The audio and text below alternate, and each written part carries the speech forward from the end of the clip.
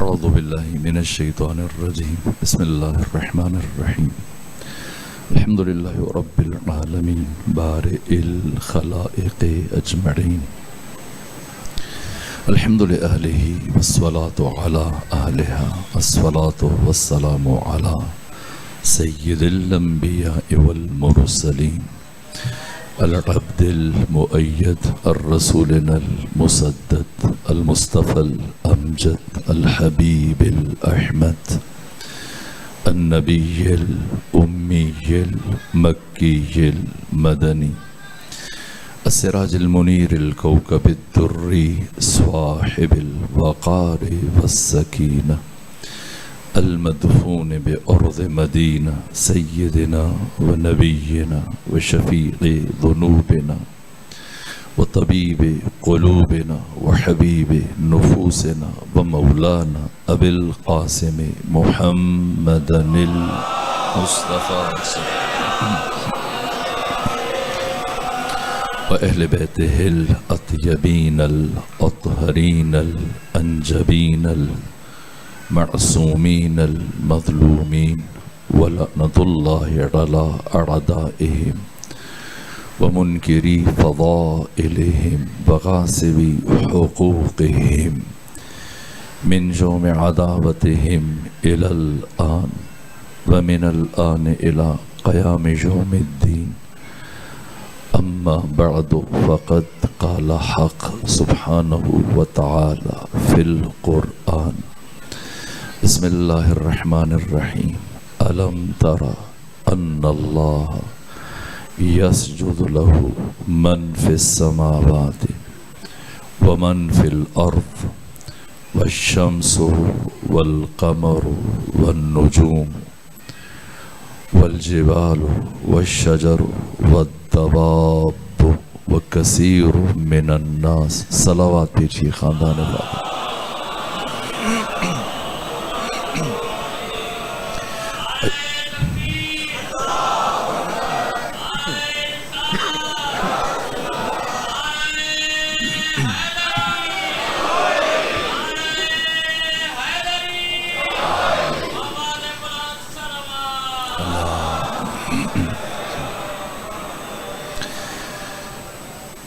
ایام شہادت امام علی بن حسین زین العابدین سید الساجدین ابن الخیرتین مجاہد کربلا محافظ کربلا کربلا کے عظیم پیغامبر وجود مبارک امام علی زین العابدین آقا امام زمانہ کی بارگاہ میں آپ مومنین کی خدمت میں تعزیت پیش کرتا ہوں۔ وقت محدود اور آپ نے ایک عالم بزرگوار کے بہترین بیانات سے استفادہ کیا۔ ان چند لمحوں میں آقا کی زندگی سے متعلق چند ایک باتیں عرض کروں، کیا تعارف عرض کروں۔ ائمہ کی بہت ساری کنیتیں بھی مشترک ہیں اور بہت سارے القاب بھی مشترک ہیں۔ جو کنیت ایک امام کی ہے وہ دوسرے امام کی بھی ہے، تیسرے امام کی ہے، جیسے ابو الحسن ہے، ابو محمد ہے، ابو جعفر ہے۔ اسی طرح سے القاب ایک لقب ایک امام کا ہے، دوسرے امام کا بھی ہے، اور بھی ائمہ میں سے، باقی ائمہ میں سے۔ لیکن جو القابات میں نے آپ کے سامنے امام علی بن حسین کے لیے بیان کیے، یہ لقب خاص ہیں امام سجاد کے ساتھ۔ یہ عجیب ہے، سجاد کا لقب صرف علی بن حسین کا ہے۔ زین العابدین یہ تعارف ہے امام علی بن حسین کا۔ سید الساجدین یہ تعارف ہے خود علی بن حسین کا۔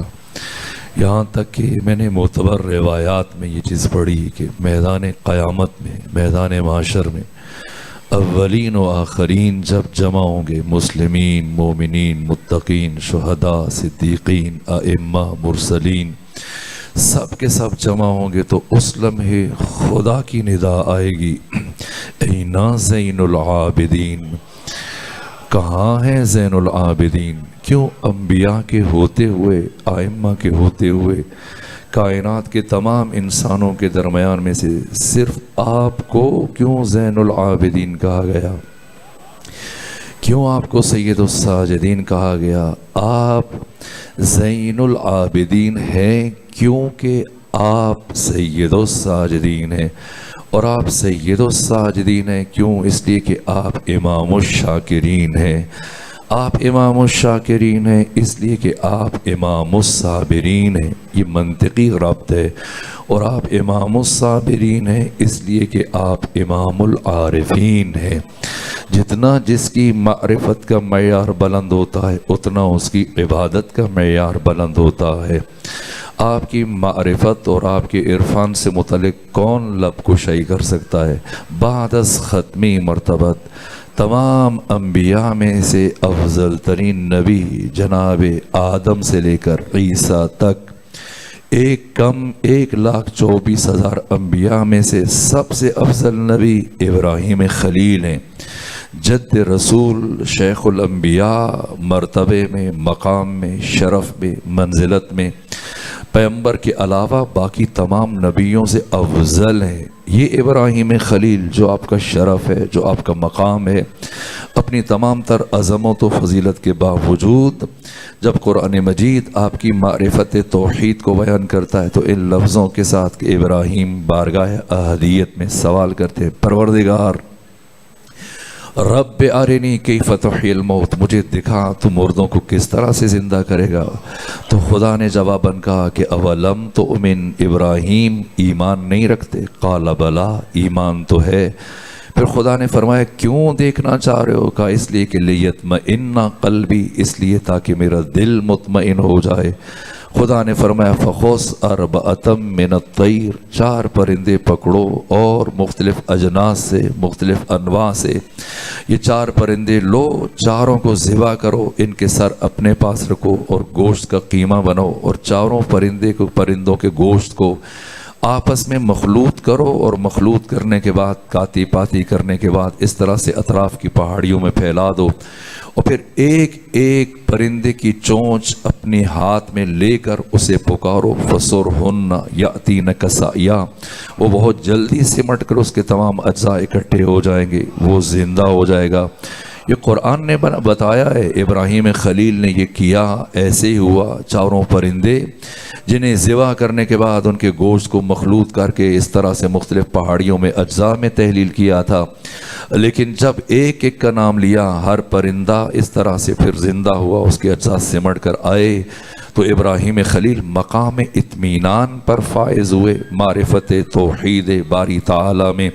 یہ قرآن ہے کئی مقامات پر ابراہیم خلیل کی توحید کو بیان کر رہے، یہاں تک کہ پروردگار نے ابراہیم خلیل کے مکالمے کو بھی بیان کیا کہ جب دیکھا سورج کو اور کہا شاید یہ اتنی عظمت رکھتا ہے، اتنی وسعت رکھتا ہے تو شاید یہ میرا خدا ہو، لیکن جب دیکھا کہ یہ ڈوب رہا ہے تو پھر کہا کہ نہ، جو ڈوب جائے وہ خدا نہیں ہو سکتا۔ چاند سے متعلق کا، ستاروں سے متعلق کا، ایک کی نفی کرتے چلے گئے، اور پھر آخر میں کہا کہ نہ، ان میں سے کوئی خدا نہیں ہو سکتا، جو ان سب کا خالق ہے یقیناً وہی خدا ہے۔ یہ ابراہیم خلیل جن کی معرفت کو اللہ نے قرآن میں کئی مقامات پر بیان کیا، اور وہ فخر ابراہیم خلیل علی زین العابدین ہے۔ یہ ابراہیم خلیل کہ جب اللہ قرآن میں ان کی معرفت توحید کو بیان کرتا ہے تو اس طرح سے کہ یہ مخلوقات کو دیکھ کر خالق تک پہنچ رہے ہیں اور مخلوقات سے خدا کی معرفت حاصل کر رہے ہیں۔ اور اب اٹھائیں دعائے ابو حمزہ سمالی علی زین العابدین اپنے خدا سے گفتگو کرتے ہوئے کیا کہہ رہے ہیں؟ بک عرفتک وانت دللتنی علیک، پروردگار میں نے تیری معرفت خود تیری ذات سے حاصل کی ہے، اور پروردگار تیرے وجود پر پروردگار تیرے وجود پر یہ چیزیں کیا دلیل بنے گی؟ نہ، پروردگار تیرے وجود پر سب سے بڑی دلیل خود تیری ذات ہے۔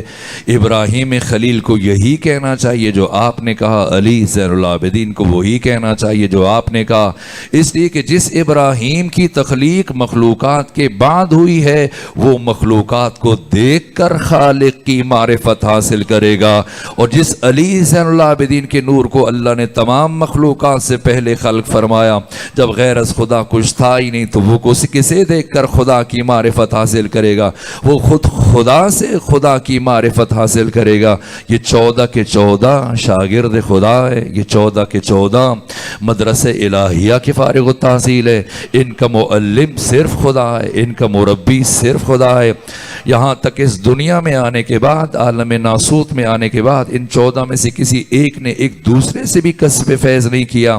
اگر یہ مجرع فیض بنے، واسطہ فیض بنے، وسیلہ فیض بنے، تو کوئی عالم ناسوت میں ایک دوسرے کے لیے وسیلہ نہیں بنائے۔ عالم اس لاہوت میں، عالم اسماء و صفات میں اللہ نے اگر ایک نور کو دوسرے نور کے لیے مجرع فیض قرار دیا تو یہ الگ بات ہے۔ جب اللہ نے ان 14 انوار کو اس کائنات میں بھیجا پیکر بشری میں، تو تمام تر فضائل اور تمام تر کمالات کی حد انتہا کو ان کی لافانی حیات کا نقطہ آغاز بنا کر بھیجا ہے۔ اس لیے آپ امام العارفین ہیں، اور چونکہ امام العارفین ہیں اس لیے پھر آپ امام الصابرین ہیں۔ صبر ایوب کہاں اور صبر علی زین العابدین کہاں؟ تمام امتحانات دیتے دیتے جب ناموس کا مرحلہ آیا تو ایک مرتبہ جناب ایوب نے ہاتھ کھڑے کی کہ پروردگار یہ میرے بس میں نہیں ہے، اور جہاں جناب ایوب کا صبر دم توڑتا ہے وہاں سے علی زین العابدین کے صبر کا آغاز ہوتا ہے۔ اور صبر جب بام عروج پہ پہنچے تو پھر شکر میں ڈھلتا ہے۔ ساری دنیا مل کر جس ایک مصیبت پر صبر نہ کر سکے، علی زین العابدین ان تمام مصائب پر خدا کا شکر ادا کر رہے۔ اس لیے امام الشاکرین ہے کہ شام غریبہ نماز عشاء کے بعد جب سر سجدے میں رکھا تو تاریخ انسانی کا طویل ترین سجدہ کیا، اور وقت فجر تک مسلسل حالت سجدہ میں صرف خدا کا شکر ادا کرتے رہے۔ پروردگار تیرا شکریہ کہ تو نے ہم محمد و آل محمد کو اس امتحان میں کامیاب فرمایا۔ اس لیے امام الشاکرین ہے، اور کیونکہ امام الشاکرین ہے اس لیے سید الساجدین ہے، اور چونکہ سید الساجدین ہے اس لیے زین العابدین ہے۔ میں اور آپ بیٹھ کر اگر آپ کو زین العابدین کہیں تو بڑی بات نہیں، میں اور آپ بیٹھ کر اگر آپ کو سید الساجدین کہیں تو یہ بڑی بات نہیں۔ اعتراف وہ ہوتا ہے جو دشمن اپنی زبان سے کرے۔ یہاں تک کہ عزازیل نے بارگاہ احدیت میں کہا پروردگار اب تو تیرا محمد بھی چلا گیا، علی بھی چلے گئے، فاطمہ بھی، حسن بھی، حسین بھی، اب تو روئے زمین پر کوئی ایک فرد ایسا نہیں بچا کہ جسے میں گمراہ نہ کر سکوں۔ پروردگار نے فرمایا عزازیل، ابلیس اترانے کی ضرورت نہیں ہے، تکبر اور غرور میں مبتلا ہونے کی ضرورت نہیں ہے۔ جاؤ اور مدینے میں ایک گھر میں میرا ایک عابد میری بندگی کر رہا ہے، جا کے سجدہ میں جا کے میرا سجدہ کر رہا ہے، تو جاؤ جا کے اس کی عبادت کو اگر متاثر کرو، اور اگر اس کے خشوع و خضوع کو متاثر کرنے میں کامیاب ہو جاؤ اور اسے بہکانے میں کامیاب ہو جاؤ تو پھر تم صحیح کہہ رہے ہو۔ یہاں تک کہ عزازیل پہنچا اسی مقام پر، علی زین العابدین کے دروازے پر آیا، گھر میں داخل ہوا، نماز پڑھ رہے ہیں، جیسے نماز پڑھتے ہوئے دیکھا ایک مرتبہ آگے بڑھ کر کیا انداز اختیار کیا، اژدہا کا روپ اختیار کیا، اور اژدہا کا روپ اختیار کرنے کے بعد حالت نماز میں امام کے انگوٹھے کو اس نے کاٹنا شروع کیا، یہ سوچ کر کہ اتنا بڑا اژدہا جب نماز کی حالت میں دیکھیں گے تو نماز توڑ دیں گے اور گھبرا جائیں گے اور ڈر جائیں گے، لیکن وہ اور ہیں جو سانپ کو دیکھ کر ڈر جایا کرتے ہیں۔ یہ تو اس علی ابن یا علی، اس علی ابن ابی طالب کا پوتا ہے کہ جو علی گہوارے میں اژدہا کے 2 ٹکڑے کر دیتے ہیں۔ بہت دیر تک امام کو اذیت کرتا رہا، لیکن جب دیکھا کہ خشوع و خضوع متاثر نہیں ہو رہے، توجہ انہماک میں کچھ کمی نہیں آ رہی ہے، وہی معیار سجدہ ہے، وہی معیار رکوع ہے، وہی بندگی ہے، وہی ذکر ہے، وہی گریہ و بکا، ایک مرتبہ کا اچھا تو پھر اور آگے بڑھا، اور آگے بڑھ کر امام کے گھر کو آگ لگائی، گھر جلنے لگا، اور کنیزیں گھر کے اندر دوڑ رہی ہیں۔ یہاں تک کہ تیسرا کام अज़ाज़ील ने, इबलीस ने ये किया कि इमाम के बच्चे को, फर्जंद इमाम मोहम्मद बाकिर को उठाकर कुएं में फेंका। मदीनतुल मआजिज़ और हमारी बाकी मोतबर किताबों में ये रिवायत बड़ी तफसील से बयान हुई। जब कुएं में फेंका तो एक मरतबा घर में परेशानी है और आवाज़ें बुलंद हो रही हैं, कनीज़ें इधर उधर दौड़ रही हैं, क्या करें।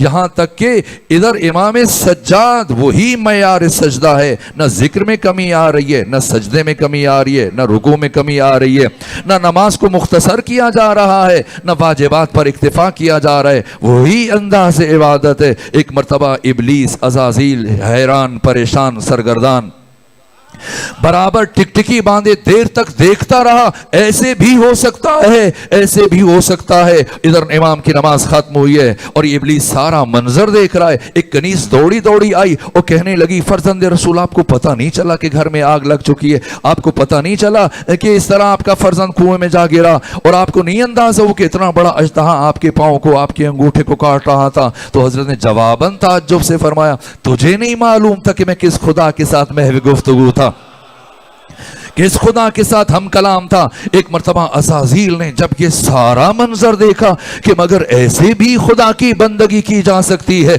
ऐसे भी खुदा की इबादत की जा सकती है, तो अपनी शिकस्त का एतराफ़ करते हुए चला। और जब चला तो एतराफ़ वो होता है जो खुद दुश्मन भी करे। एक मरतबा चलते हुए ये जुमला का, परवरदिगार आज मैं भी तस्लीम करता हूँ, इस कायनात में अगर कोई सजदा करने वालों का सरदार है तो वो भी हुसैन इब्न अली का बेटा है, और अगर कोई इबादत करने वालों की ज़ीनत है तो वो भी सिर्फ अली बिन हुसैन है। ये इमाम सज्जाद है, इमामुल आरिफीन है, इसलिए इमामुस साबिरीन है, इमामुस साबिरीन है, इसलिए इमामुस शाकिरीन है, इमामुस शाकिरीन है, इसलिए सय्यदुस साजिदीन है और सय्यदुस साजिदीन है, इसलिए ज़ैनुल आबिदीन है।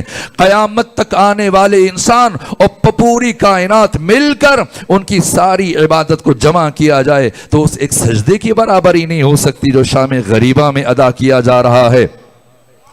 और फिर इसके बाद तारीख़ इंसानी का मुश्किल तरीन मरहला शुरू होता है। आपकी हयात मुबारक 57 सालों पर मुश्तमिल है। 22 बरस की उम्र में इमामत का आगाज़ हुआ, 22 साल नायब इमाम की हैसियत से गुजारे और 35 साल आपका अहद इमामत है। और अब जाकर जितना बड़ा पैगाम है, अब वक्त के दामन में गुंजाइश नहीं कि मैं आशूर हुसैनी से मुतल्लिक़ कुछ अर्ज़ करूँ। हुसैन इब्न अली ने तारीख़ इंसानी का सबसे बड़ा पैगाम रोज़ आशूर तारीख़ बशरियत के सुपुर्द किया है। और अब उससे बड़ा मरहला शुरू होता है कि इस पैगाम को क़यामत तक आने वाले बाज़मीर इंसानों तक कैसे पहुँचाया जाए, क़यामत तक आने वाले बाशऊर इंसानों तक इस पैगाम आशूरा को उनके दिलो दिमाग तक कैसे पहुँचाया जाए, कैसे आशूरा को इंसानों की रूहों में उतारा जाए।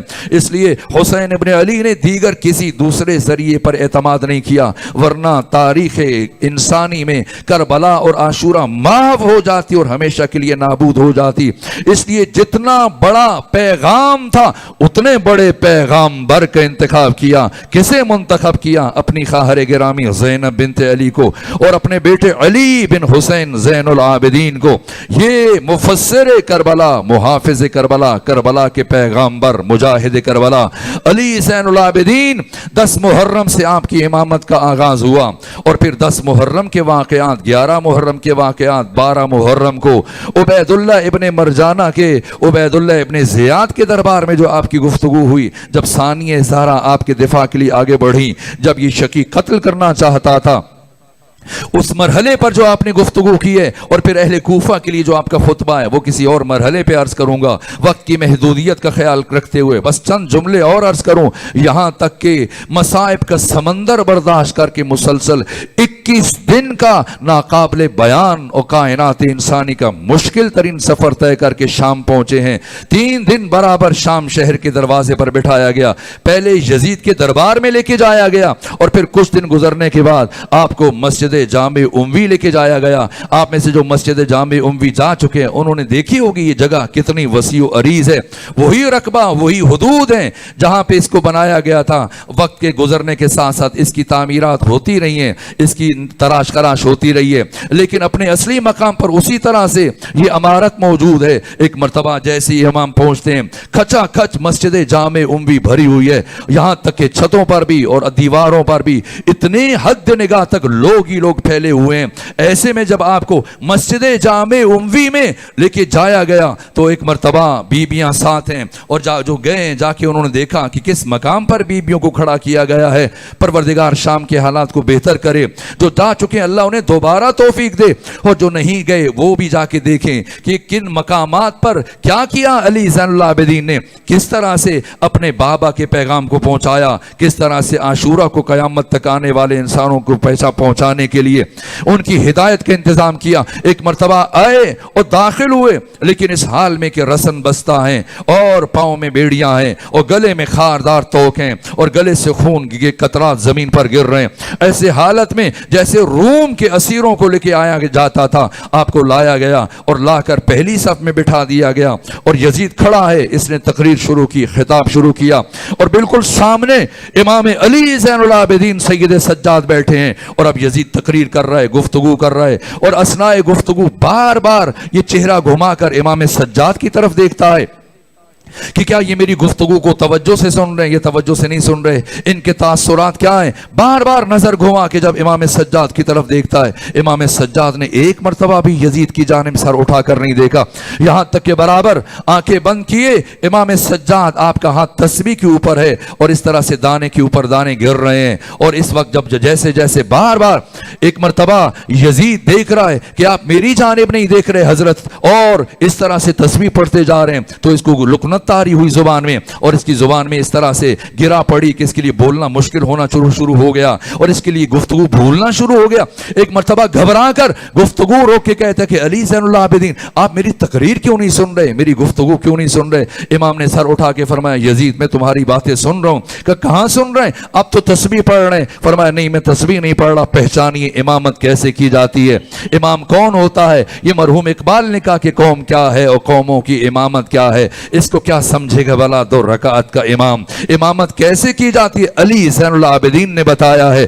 ہر چیز امام کے خلاف ہے, دربار امام کے خلاف ہے, وقت کا حاکم امام کے خلاف ہے, سپاہی امام کے خلاف ہے, پورا محیط اور ماحول امام کے خلاف ہے. لیکن کس طرح سے تمام حالات کو اپنے حق میں لیا, اور کس طرح سے کس مشکل ترین مرحلے میں کہ انسان تصور نہیں کر سکتا, پیغام کربلا کو اور اپنے بابا حسین کی عظمت کو آشکار کیا. ایک مرتبہ جب یزید نے کہا کہ آپ میری تقریر کیوں نہیں سن رہے, فرمایا میں تمہاری باتیں سن رہا ہوں. یزید کہنے لگا آپ تو تسبیح پڑھ رہے ہیں. فرمایا نہیں میں تسبیح نہیں پڑھ رہا, میں صرف اس کے دانے گھما رہا ہوں. کہ جب تسبیح نہیں پڑھ رہے تو ابس اور اضافی کام کیوں انجام دے رہے ہیں, یا تو تسبیح پڑھیں اور اگر نہیں پڑھے تو دانے کیوں گھما رہے ہیں, یہ ایک فضول اور اضافی کام کیوں انجام دے رہے ہیں. امام نے فرمایا نا یہ ابس کام نہیں ہے. کہا کیوں ابس کام نہیں ہے, یا تو تسبیح پڑھیں یا پھر دانے بھی نہ گھمائیں. امام نے فرمایا شاید تو نہیں جانتا ہے کہ یہ تسبیح میں نے عام مٹی سے نہیں بنائی ہے, اس تسبیح کو میں نے اپنے بابا حسین ابن علی کی قبر کی مٹی سے بنایا ہے, اور اس قبر کی مٹی میں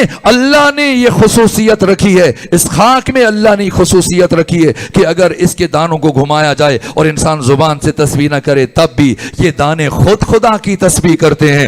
یہ اتنی بڑی بات تھی, یہ اتنی وزنی بات تھی کہ برابر اتنے دنوں سے جو پروپیگنڈا جاری تھا شام میں, اور سب انہیں باغی کہہ رہے تھے اور خارجی کہہ رہے تھے, جو دین سے خارج ہو گئے اور جو دشمن دین ہیں. ایک مرتبہ جب اہل شام نے سنا, جو ابھی ابھی اسلام سے آشنا ہو رہے تھے, اس لیے کہ مسلسل 14 ہجری سے بنو امیہ ان کی گردنوں پر مسلط ہوئے تھے, جیسے شام فتح ہوا تھا, جو انہوں نے دیکھا اسی کو اسلام سمجھتے رہے. ورنہ آج اگر اس مقام پر مجھے ابھی کہا گیا کہ 1 بجے مثلا یہ مجلس تمام ہو جائے گی, کیوں, اس لیے کہ جو نماز کا وقت ہے, اور اس وقت سے پہلے بھی اگر یہاں عالم دین بزرگوار کہیں کہ چلیں آج 5 منٹ پہلے نماز پڑھ لیتے ہیں, تو آپ میں سے کوئی بچہ بھی نماز پڑھنے کے لیے تیار نہیں ہوگا. نہ ہمیشہ اپنے وقت پر چیزیں ادا کی جاتی ہیں. مدینہ میں جب حاکم شام آیا صرف بسم اللہ چھوڑی اور غوغا برپا ہو گیا, لیکن شام میں جہاں تک کہ 2 دن پہلے جمعہ کی نماز پڑھا دی گئی, لیکن کسی ایک نے بھی اعتراض نہیں کیا. اس لیے کہ اہل شام جو دیکھتے تھے اسی کو دین سمجھتے تھے. وہ بنو امیہ کو دین کا, اسلام کا ریپریزنٹیٹیو سمجھتے تھے, اسلام کا نمائندہ سمجھتے تھے, ان کے عمل کو اسلام سمجھتے تھے. لیکن آج پہلی مرتبہ جب اسلام حقیقی کو آشکار کر رہے ہیں علی زین العابدین, ایک مرتبہ جیسے یہ فرمایا اہل شام ہل کر رہ گئے, یہ کون ذات ہے جس کی قبر کی مٹی سے بنی ہوئی تسبیح خدا کی تسبیح کرتی ہے. یہاں تک کہ خود یزید جب دیکھا کہ لوگ مڑ مڑ کر امام سجاد کی طرف دیکھ رہے ہیں, اور اب کوئی یزید کے خطاب کو سننے میں کوئی دلچسپی نہیں لے رہا ہے اور کوئی یزید کی بات سننے کے لیے آمادہ نہیں، تو ایک مرتبہ یزید بھولنے لگا اور گھبرایا اور اس کے لیے اپنی تقریر کو جاری رکھنا مشکل ہو گیا، یہاں تک کہ غصے سے نیچے اترا اور اتر کر اپنے ایک خطیب سے کہا، سرکاری خطیب سے کہا کہ اٹھو اور تقریر کرو اور علی کے خلاف اور حسن و حسین کے خلاف ان پر لعن طعن کرو، ان کی کردار کشی کرو اور بنو امیہ کی تعریفیں بیان کرو، میرے باپ اور میرے دادا کی تعریفیں بیان کرو۔ یہ سرکاری خطیب آیا، آ کر اس نے تقریر شروع کی اور کافی دیر جب بنو امیہ کی تعریفیں کرتا رہا، علی اولاد علی کی توہین کرتا رہا اور ان کے اوپر لعن طعن کرتا رہا۔ جیسے ہی اس نے تقریر تمام کی، ایک مرتبہ امام سجاد نے اس سرکاری خطیب کی طرف دیکھا اور یہ جملہ ارشاد فرمایا، ایھا الخاطب قد اشتریت مرضات المخلوق بسخط الخالق، اے خطیب تو نے لوگوں کی مرضیاں خریدنے کے لیے اپنے اللہ کو ناراض کیا ہے، کتنا گھاٹے کا سودا کیا، بد نصیب ہے تو، کتنا خسارے کا سودا کیا کہ قد تبوأ مقعدک فی النار، ہمیشہ کے لیے خود کو جہنمی بنا لیا تو نے۔ اور اس کے بعد رخ کیا یزید کی طرف اور فرمایا، یا یزید اذن لی حتی ان اسعد علی ہذہ الاعواد، اے یزید مجھے بھی اجازت دو کہ میں اس لکڑیوں کے ڈھانچے پر کچھ دیر کے لیے بیٹھ جاؤں۔ ممبر نہیں کہا اس لیے کہ ممبر نسبت سے بنتا ہے، جب محمد و آل محمد کی نسبت ہوتی ہے تو ممبر کہا جاتا ہے۔ فرمایا، یا یزید اذن لی حتی ان اسعد علی ہذہ الاعواد، اے یزید اجازت دو کہ میں بھی لکڑیوں کے اس ڈھانچے پر کچھ دیر کے لیے بیٹھ جاؤں، اذکر بکلمات اللہ، اور میں اللہ کی باتیں سنوں ان کو، فیہ رضن جن میں خدا کی رضا ہے، واجرا للحضار حاضرین کے لیے اجر و ثواب اور پاداش ہے۔ ایک مرتبہ یزید کہنے لگا، نا اب تو وقت ختم ہو چکا ہے، میں نے بھی تقریر کی، خطیب نے بھی، اب نماز کا وقت ہے۔ اور جیسے اس نے نماز کا سہارا لینے کی کوشش کی تو حاضرین جو ساری صورتحال کو دیکھ کر ششدر حیران تھے، ایک مرتبہ سب کی توجہات امام سجاد کی جانب تھی، اب آوازیں چاروں طرف سے بلند ہونا شروع ہوئی، اے یزید ہم سننا چاہتے ہیں یہ قیدی کیا کہنا چاہتا ہے، ہم اس کی باتوں کو سننا چاہتے ہیں۔ جب چاروں اطراف سے یہ آوازیں بلند ہوئیں،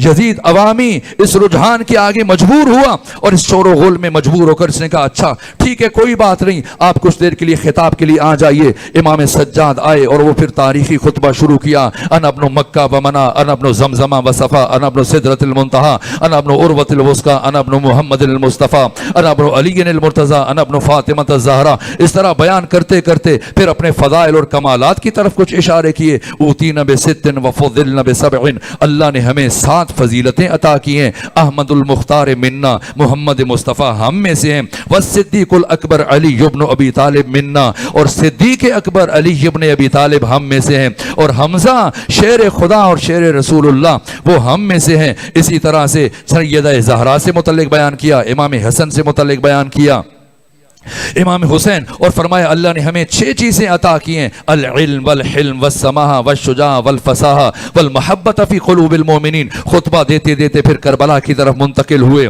پھر اپنے بابا کی عظمت بیان کی ہے اور مولا متقیان کی 72 خصوصیات اس خطبے میں بیان کی ہیں، 72 جن کے اوپر کچھ دیر پہلے وہ سرکاری خطیب لعن طعن کر رہا تھا اور علی ابن ابی طالب کی کردار کشی کر رہا تھا۔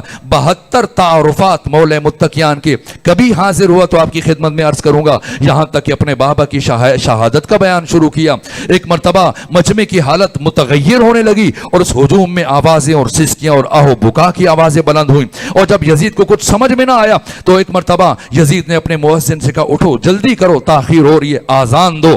اور جیسے اس نے آذان شروع کی امام خاموش ہوئے، جب اس نے کہا اللہ اکبر، امام نے فرمایا اپنی زبان سے، اللہ اکبر من ان یوسف، اللہ اس سے عظیم تر ہے کہ اس کی حمد و ثنا کی جا سکے۔ اور جب اس نے کہا اشہد اللہ الہ الا اللہ، آپ نے بلند آواز سے کہا علی زین العابدین، اپنے پورے گوشت اور پوستے، اس کے وجود کا ایک ایک ذرہ اور اس کے خون کا ایک ایک قطرہ گواہی دے رہا ہے کہ اللہ وحدہ لا شریک ہے، کوئی اس کا شریک نہیں ہے۔ اور جیسے ہی مؤذن کا اشہد ان محمد رسول اللہ، تو ایک مرتبہ امام نے فرمایا اسی محمد مصطفیٰ کا واسطہ جس کا نام لے رہے ہو یہیں پر رک جاؤ۔ اور پھر جب وہ رکا تو یزید کی طرف متوجہ ہوئے کہ یزید بتا، یہ جو آذان میں جس محمد کا نام لیا جا رہا ہے یہ تمہارا نانا ہے یا میرا نانا ہے؟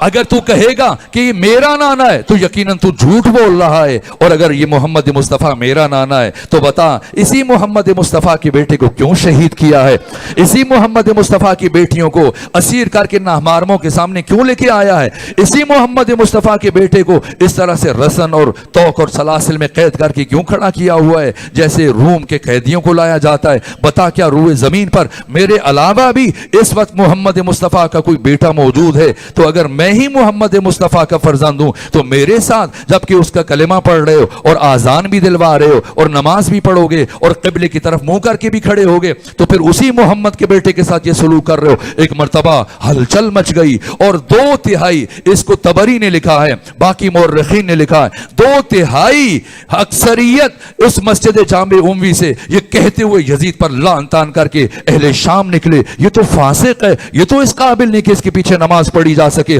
اور 1/3 افراد نے تقریباً اس کے پیچھے نماز پڑھی اور وہ بھی عجیب کیفیت میں حالت شک میں نماز پڑھی۔ یہ انقلاب کا آغاز تھا، اور پھر شام میں 1 سال گزرنے کے بعد حاکم شام یزید ابن معاویہ ابن ابو سفیان ابن حرب ابن امیہ مجبور ہوا کہ امام کو آزاد کرے، اس لیے کہ شام میں انقلاب برپا ہو رہا تھا اور بظاہر قید میں رکھ کر یہ سمجھ رہا تھا کہ میں کامیاب ہوں، لیکن قید کے اندر سے اس کے سپاہی بار بار اپنی ڈیوٹیاں چھوڑ رہے تھے۔ زندان کے داروغے معذرت کر رہے تھے کہ چاہے تو ہمیں قتل کر دے لیکن ہم ان قیدیوں پر اذیت نہیں کریں گے، ہم تو انہیں مسلسل ذکر خدا میں دیکھتے ہیں، یہ تو شب و روز دعا و مناجات اور تلاوت قرآن میں مصروف رہتے ہیں، یہ تو برابر خدا سے ہم کلام رہتے ہیں، یہ تو کسی کا شکوہ نہیں کرتے۔ اس طرح سے شام میں انقلاب آنا شروع ہوا اور یزید گھبرایا اور مجبور ہو کر خود امام سجاد کو بلا کے کہا کہ میں آپ کو آزاد کرتا ہوں، یہاں تک کہ پھر امام نے خود 3 شرائط ثانیہ زہرا کے کہنے کے مطابق عائد کی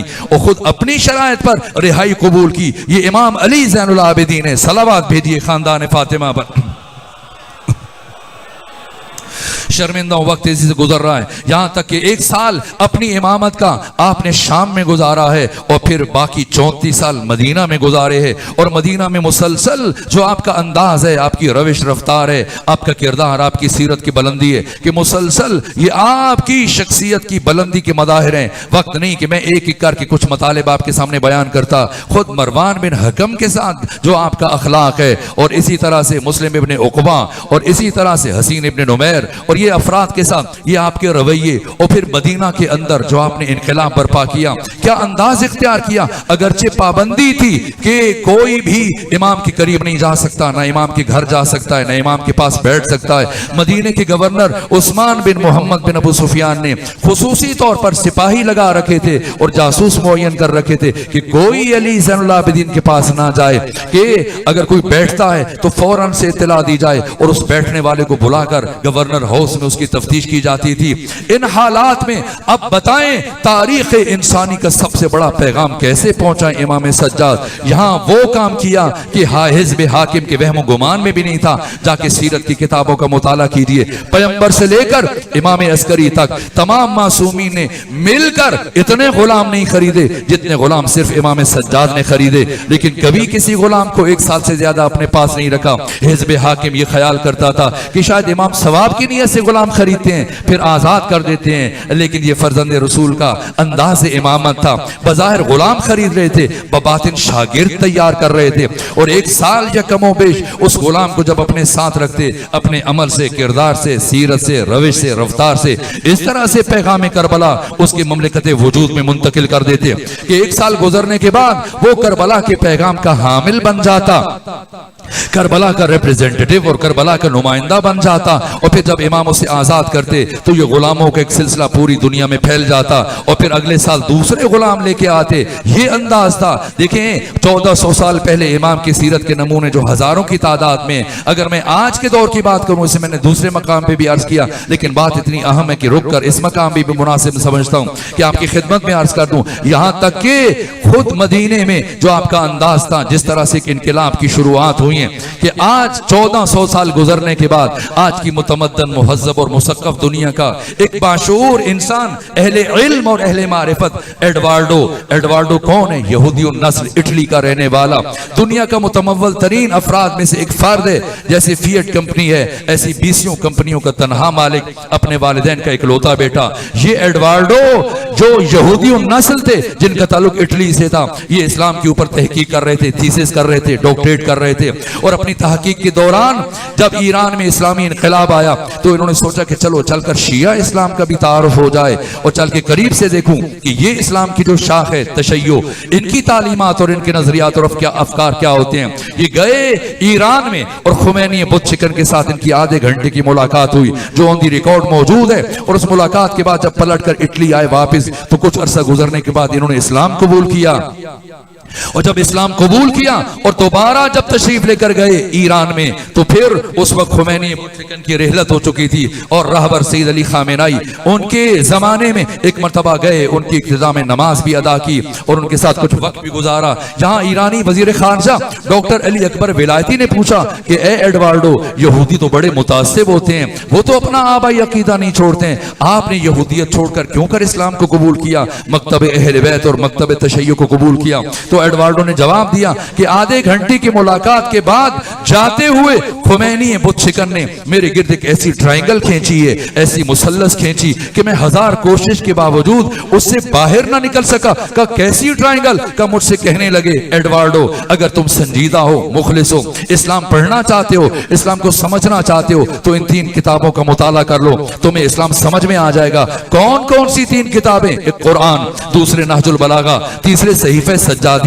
قرآن سے متعلق کیا کہا میں نے آپ کے شہر میں کسی مقام پر بیان کیا، نہج البلاغہ سے متعلق، لیکن صحیفہ سجادیہ سے متعلق کیا کہا؟ کہا کہ ان 54 دعاؤں کو پڑھنے کے بعد میں اس نتیجے پر پہنچا کہ یہ انسان جس کا نام علی زین العابدین ہے، یہ اس کائنات کا سب سے بڑا ماہر نفسیات ہے، یہ اپنے رب سے ایسے باتیں کرتا ہے، اپنے خدا سے ایسے گفتگو کرتا ہے، یوں اپنے خدا سے دعائیں مانگتا ہے کہ اپنے خدا کے پاس بھی انکار کا راستہ نہیں چھوڑتا۔ یہ علی زین العابدین، یہ علی زین العابدین یوں خدا سے گفتگو کرتا ہے، ایسے اپنی باتیں منواتا ہے، یوں خدا سے دعا مانگتا ہے کہ خدا کے پاس بھی انکار کا راستہ نہیں چھوڑتا۔ کیا انداز ہوتا تھا امام کا؟ امام سال بھر غلام خریدتے تھے، کب آزاد کرتے تھے؟ شب قدر میں آزاد کرتے تھے۔ اور شب قدر کیا طریقہ تھا؟ آپ بھی اپنی مسجد میں شب قدر کے اعمال انجام دیتے ہیں، کوئی نوافل سے، کوئی غسل کر کے، کوئی تلاوت سے، کوئی صدقہ دے کے اعمال شب قدر کا آغاز کرتا ہے۔ لیکن اے سنیں علی زین العابدین شب قدر کے اعمال کا آغاز کیسے کرتے تھے؟ سارے غلاموں کو، ساری کنیزوں کو ایک بڑے حجرے میں جمع کرتے، اور جمع کرنے کے بعد حضرت ایک رجسٹر کھولتے، اور رجسٹر کھول کر ایک ایک غلام سے، ایک ایک کنیز سے باری باری پوچھتے، بتا فلاں دن فلاں موقع پر تم نے میری حکم عدولی کی تھی یا نہیں کی تھی؟ وہ بھولا ہوا غلام جیسی امام یاد دلاتے اعتراف کرتا، ہاں مجھ سے غلطی ہوئی تھی، دوسرے سے اعتراف لیتے، تیسرے سے، چوتھے سے، پانچویں سے، چھٹے سے، تم نے غلط بیانی کی تھی یا نہیں کی تھی؟ تم نے میرا نقصان کیا تھا یا نہیں کیا تھا؟ وہ بھولے ہوئے جیسے امام یاد دلاتے سب اعتراف کرتے، اور اب سب ڈر رہے ہوتے کہ شاید اب فرزند رسول ہم سے ناراض ہو جائیں گے، لیکن سب سے اعتراف لینے کے بعد فرزند رسول علی زین العابدین فرماتے جاؤ آج کی شب میں نے تم سب کو معاف کر دیا، اور اس کے بعد دوسرا جملہ ارشاد فرماتے جاؤ آج کی شب میں نے تم سب کو آزاد کر دیا، اور اس کے بعد جب ان کو رخصت کرتے تو خود اس حجرے کے دروازے پر کھڑے ہو جاتے، اور ایک بڑے تشت میں درہم و دینار، سونے چاندی کے سکوں کی تھیلیاں رکھے ہوئے ہر غلام کو جاتے ہوئے رخصت کرتے ہوئے ایک ایک تھیلی دیتے درہم و دینار کی، اور اس سے کہتے کہ اب دوبارہ کسی انسان کی غلامی اختیار نہ کرنا، جا اپنی باوقار زندگی کا آغاز کر۔ ایک ایک کر کے جب سارے غلاموں کو رخصت کر دیتے، آزاد کر دیتے، اور جب سب چلے جاتے اب حجرے کے دروازے کو بند کرتے اور چاہے نماز پر تشریف لاتے، ہاتھ اٹھا کر یہ جو ایڈوارڈو نے کہا اے کہ علی زین العابدین ایسے خدا سے مانگتے ہیں کہ اللہ کے پاس بھی انکار کا راستہ نہیں چھوڑتے، چاہے نماز پر آتے اور اس جملے سے اپنی مناجات شب قدر کا آغاز کرتے، پروردگار دیکھ، پروردگار دیکھ، میں نے بندہ ہوتے ہوئے اپنے سارے غلاموں کو معاف کر دیا، کیا تو اللہ ہوتے ہوئے اپنے اس ایک غلام کو معاف نہیں فرمائے گا؟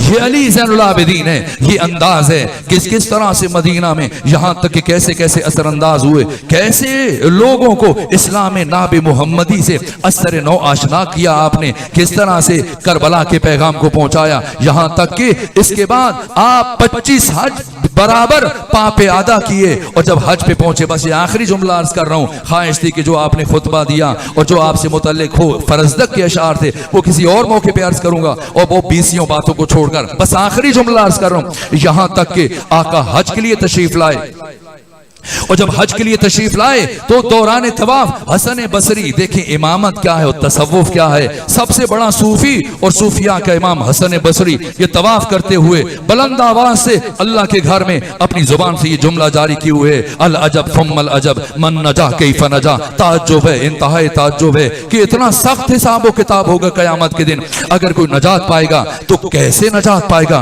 लोग इसकी बातें सुनकर डर रहे हैं, घबरा रहे हैं, मायूस हो रहे हैं। जैसे ही सैयद सज्जाद ने देखा कि ये शख्स अल्लाह के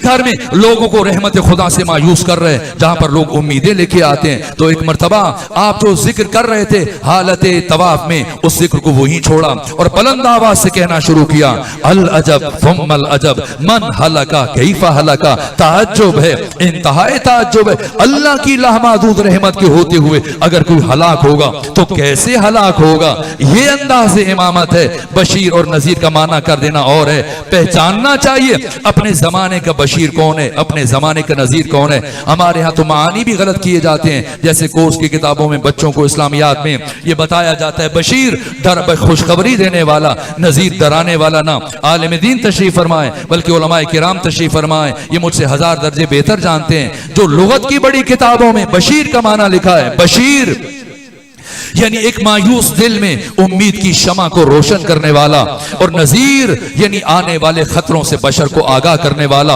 अपने जमाने का बशीर, अपने जमाने का नजीर, अपने जमाने का मोहम्मद मुस्तफा किस तरह से लोगों को अल्लाह की रहमत से उम्मीदवार किया। और फिर तवाफ मुकम्मल करके बैठे, दाहिने बाने देखा और देखने के बाद फरमाया कि मुझे मोहम्मद इब्ने मुस्लिम इब्ने शुहाब ज़ुहरी नजर नहीं आ रहा है, मुझे मक्का का चीफ जस्टिस नजर नहीं आ रहा। बताया गया कि दौरान तफ्तीश उनसे किसी मुलजम को वो तंबीह कर रहे थे और उसकी मौत वाक़ई हो गई, और इस सदमे से उन्होंने इस्तीफा दे दिया और सारे काम छोड़कर जंगल में चले गए और घर वालों से अलग हो गए। एक मरतबा फरमाया जाओ बुलाओ इब्ने शुहाब ज़ुहरी को, उससे को हुसैन का बेटा अली आया है, तुमसे मिलना चाहता है। इब्ने शुहाब ज़ुहरी को लाया गया, और जैसे इब्ने शुहाब ज़ुहरी आया, हालत क्या है, इतने दिनों से खाना पीना छोड़ रखा था, आंखें धसी हुई और चेहरे का रंग जर्द और फटे हुए कपड़े, उलझे हुए बाल। इमाम ने पूछा ये क्या हाल बनाया हुआ है। अर्ज़ किया फरजंद रसूल आपको पता है मुझसे कितना बड़ा गुनाह सरजद हुआ, मुझसे कितना बड़ा जुर्म सरजद हुआ। फरमाया क्या हुआ? कि मेरी वजह से एक इंसान की जान चली गई। आप बताएं क्या इससे बड़ा कोई गुनाह हो सकता है? सुने इमामत किसे कहते हैं कि इससे बड़ा कोई गुनाह हो सकता है? इमाम ने फरमाया हाँ इब्ने शुहाब ज़ुहरी, एक गुनाह है जो इससे भी बड़ा है जिसका तू मुर्तकिब हो रहा है, कि हर हिल कर रह गया। का वो कौन सा गुनाह है? इमाम ने फरमाया अल्लाह की रहमत से मायूस हो जाना, ये उस अमल से बड़ा गुनाह है। एक मर्तबा का फरजंद रसूल फिर क्या करूं? फरमाया तुम्हारा कस्द तो इरादा शामिल नहीं था, जाओ खून बहा अदा करो और अपनी सलाहियतों को इंसानों की बहबूद पर सर्फ करो, खुदा तुम पर निगाह लुत्फ करम करेगा, खुदा तुमसे राजी हो जाएगा। इसके बाद अगरचे इमाम की इजाजत से ये बनु उमैया का चीफ जस्टिस रहा, लेकिन जब तक जिंदा रहा इमाम की मोहब्बत में यूं असीर रहा कि इसका पूरा खानवादा इमाम का मुहिब बन गया। यहां तक कि जब इसके बेटे की शादी की नौबत आई तो बेटे ने बाप से ये ख्वाहिश की कि बाबा चलो हम दोनों मदीने चलें और चलकर इमाम सज्जाद से ख्वाहिश करें कि वो भी मेरी शादी में शिरकत फरमाए। एक मरतबा बाप बेटा इब्ने शुहाब ज़ुहरी इनका फरजंद दोनों गए मदीना, इमाम से मुलाकात की, और जब मुलाकात की तो इब्ने शुहाब ने कहा मेरे बेटे की शादी है और ये चाहता है कि आप उसकी शादी में शिरकत फरमाएं। किस तरह से ये पैगाम करबला हम तक पहुंचा है, ये सैयद सज्जाद की बसीरत है, ये आपकी हिकमत अमली है। क्या क्या अंदाज इख्तियार किए, कोई लम्हा जाया नहीं होने दिया। यहां तक कि जैसे इब्ने शुहाब ज़ुहरी ने कहा मेरे बेटे की शदीद ख्वाहिश है कि आप इसकी शादी में शिरकत फरमाएं, इमाम ने फरमाया इब्ने शुहाब हम आले मोहम्मद ने करबला के बाद खुशियों में जाना छोड़ दिया, हम आले मोहम्मद ने करबला के बाद खुशियों में जाना छोड़ दिया है। लेकिन जब ये बातें सुनी इसका बेटा मायूस हुआ, बाप के कान में कहने लगा बाबा अगर इमाम ने शिरकत ना की मैं शादी नहीं करूंगा। जब बाप ने बेटे की बात सुनी एक मर्तबा घबरा गया और अर्ज करने लगा, कहा आका मैं इल्तिमास करता हूँ आप मेरे बेटे की शादी में शिरकत कीजिए। कहा क्यों इसरार कर रहे हो? कहा मेरे बेटे ने शर्त आयद कर दी है कि अगर इमाम ने शिरकत ना फरमाई तो मैं शादी नहीं करूंगा। इमाम ने फरमाया अच्छा अगर तुम्हारा बेटा अपनी शादी को मेरी शिरकत से मशरूत करार दे रहा है तो फिर मेरी भी एक शर्त है, अगर चाहते हो कि मैं शादी में शिरकत करूं तो शादी के मौका पर एक मजलिस से अज़ा बर्पा करना। مجلس عزا برپا کرنا اور اس مجلس عزا میں کسی مرثیہ خان کو بلانا اور اس سے کہنا کہ وہ آ کر میرے بھائی علی اکبر کی شہادت کو بیان کرے. کتنا درد ہے اہل بیت کے دلوں میں علی اکبر کی شہادت کا. علی اکبر کی شہادت بجائے خود آقا حسین کی شہادت بجائے خود. لیکن روز عاشور جو سب سے بڑا ظلم ہوا ہے، جس کے بعد مسلسل 35 سال امام سجاد خون کے آنسو بہاتے رہے. یہ خون کے آنسو بہانا کوئی یہ نہ سمجھے کہ محاورتاً کہا جاتا ہے. جناب سبزواری کہتے ہیں کہ میں آیت اللہ موصل حکیم کی خدمت میں حاضر ہوا اور میں نے ان سے عرض کیا یہ جو مقتل کی کتابوں میں جملے ہیں کہ آقا امام سجاد 35 سال خون کے آنسو بہاتے رہے، کیا یہ مجازن کہا جاتا ہے، محاورتاً کہا جاتا ہے؟ تو آیت اللہ موصل حکیم نے کوئی جواب نہ دیا، بلکہ سفید رومال اپنے زانوں سے اٹھایا، کچھ دیر آنکھوں سے لگائے رکھا اور پھر جب دوبارہ سے اس رومال کو زانوں پر رکھا تو جناب سبزواری کہتے ہیں سب نے دیکھا کہ اس رومال پر 2 خون کے سرخ نشان لگے ہوئے تھے. کیا مطلب؟ یعنی 1400 سال گزرنے کے بعد اگر کوئی نائب امام، اگر کوئی ولی فقیہ، اگر کوئی مجتہد، اگر کوئی مرجع امام کا شاگرد، اگر وہ ان مصائب کو تصرف سوچتا ہے، تصور کرتا ہے تو اس کی آنکھوں سے خون جاری ہو جاتا ہے. اور وہ سید سجاد جو اپنی نگاہوں سے یہ سارا منظر دیکھ رہے تھے، آپ کی کیفیت کیا ہوگی؟ روز عاشور جو سب سے زیادہ مشکل مرحلہ تھا، جو قیامت کا مرحلہ تھا، امام حسین کی شہادت سے کروڑ گنا زیادہ مشکل مرحلہ. یہاں تک کہ صرف شہادت نہیں ہوئی ہے، شہادت کے بعد میں نے پڑھا ہے حضرت کے سر اقدس کو عمرو بن حجاج زبیدی نے اس طرح سے اٹھا کر اچھالا ہے کہ یہاں تک عزرا بن قیس کے پاس گیا ہے، کوئی پاؤں سے ٹھوکرے مار رہا ہے. یہ مشکل مراحل ہیں، بیان نہیں کیے جا سکتے ہیں. دیر تک امام حسین کے سر اقدس سے کھیلا جاتا رہا، لیکن خود اس سے بھی زیادہ مشکل، اس سے بھی کروڑ گنا زیادہ مشکل بعد کے مراحل ہے. یہاں تک کہ جیسی حضرت کو شہید کیا گیا، آپ کے سر مقدس کی توہین کی گئی. پھر ایک مرتبہ مرشد بن اخنس آگے بڑھا، یہ شقی، اس نے آگے بڑھ کر امام حسین کا امامہ لوٹا. اور پھر اسحاق حضرمی آگے بڑھا، اس نے آگے بڑھ کر امام کا پیرہن لوٹا. اور پھر خود عمر ابن سعد آگے بڑھا، اس نے امام کی زرہ اتاری ہے. اور اسود بن خالد آگے بڑھا، امام کے جوتے اتارے ہیں. اور جمی بن خلق آگے بڑھا، اس نے امام کی تلوار لوٹی ہے. اسی طرح سے قیس بن اشعث بن قیس قندی ہے، امام کی یمنی چادر اتاری ہے. یہاں تک کہ جب جسم میں صرف ایک انگوٹھی بجی تو بجدل بن سلیم آگے بڑھا اور اس شقی نے امام کی انگوٹھی اتارنا چاہی، لیکن انگلیوں میں ورم تھا، انگوٹھی نہیں اتر رہی تھی. آپ مجھے معاف کیجئے گا، مجھے معاف کیجئے گا. لیکن اس شقی نے آس پاس دیکھنا شروع کیا، 2 پتھر تلاش کیے، ایک پتھر زمین پر رکھا اور اس انگلی کو پتھر کے اوپر رکھ کر دوسرے پتھر سے امام کی انگلی کاٹ ڈالی ہے. اتنے بڑے ظلم ہوئے، لیکن امام حسین کی لاش کے لوٹے جانے سے لے کر آپ کی لاش کی پائمالی تک یہ سارے مصائب بجائے خود. لیکن ان تمام تر مصائب سے کروڑ گنا زیادہ مشکل مرحلہ وہ مرحلہ جب آثار قیامت کو مشاہدہ کیا گیا، وہ مرحلہ جب عذاب کے آثار کو مشاہدہ کیا گیا. عصر عاشور کا سب سے مشکل مرحلہ شہادت حسین سے کروڑ گنا زیادہ مشکل مرحلہ. میرے عزیزوں، جو میں نے تحقیق کی اور پڑھا ہے، 2 مقامات ہیں، 2 مرحلے ہیں جب قیامت کے آثار ظاہر ہوئے تھے، جب عذاب کے آثار ظاہر ہوئے تھے. ایک جب مولا متقیان کے گلوئے اطہر میں رسی تھی اور آپ کو مسجد نبوی لے کے جایا گیا تھا، اور ایک مرتبہ سیدہ زہرا سلام اللہ علیہا ٹوٹی ہوئی پسلیوں کے ساتھ چلتے ہوئے جب مسجد نبوی پہنچی تھی تو یہ جملے کہے تھے قبر رسول کے قریب کھڑے ہو کر، اچھا تم امیر المومنین سے بیعت لینا چاہتے ہو، تم علی سے بیعت لو، میں ابھی اپنے سر سے ردا ہٹا کر میں اپنے سر سے ردا ہٹا کر تمہارے خلاف بددعا کروں گی. میرے عزیزوں، بی بی نے سر سے ردا نہیں ہٹائی تھی، صرف یہ جملے آپ کی زبان سے ادا ہوئے تھے. لیکن سلمان فارسی کہتے ہیں میں نے آثار قیامت کو مشاہدہ کیا، میں نے عذاب کے آثار کو مشاہدہ کیا، میں نے مسجد نبوی کی دیواروں کو بلند ہوتے ہوئے دیکھا، میں نے آندیاں چلتے ہوئے محسوس کی، میں نے کربلا مدینے کی زمین میں ارتعاش محسوس کیا. یہاں تک کہ مولا متقیان نے منع فرمایا، نبی زادی بددعا نہ کیجئے گا، آثار قیامت زائل ہو گئے. دوسرا مرحلہ قیامت کا مرحلہ. اظہر حسن زیدی نے بڑی خوبصورت گفتگو کی تھی، کہا لوگ کہتے قیامت آئے گی، بھلا قیامت تو آ چکی ہے، اس سے بڑی قیامت کیا آئے گی کہ علی کی بیٹی کے سر سے چادر کو چھین لیا گیا. یہ قیامت کا مرحلہ تھا، یہ قیامت کا مرحلہ تھا۔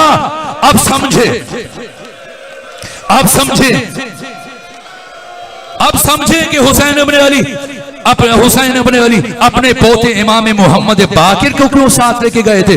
ورنہ حسین ابن علی جتنے افراد کو مدینہ چھوڑ کے جا سکتے تھے ان کو چھوڑ کے گئے۔